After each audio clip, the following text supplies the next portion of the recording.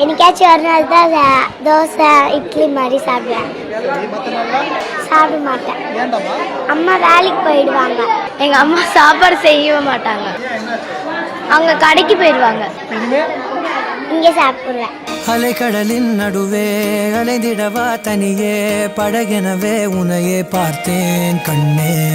புதை மணலில் விழுந்தே புதைந்திடவே இருந்தேன். குறுநகையை எறிந்தே மீட்டா என்னை.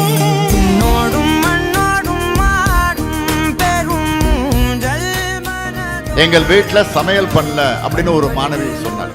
மதியானம் ஸ்கூல்ல போய் சாப்பிட்டுக்கோ அப்படின்னு அம்மா சொல்லிட்டாங்க அப்படின்னு இன்னொரு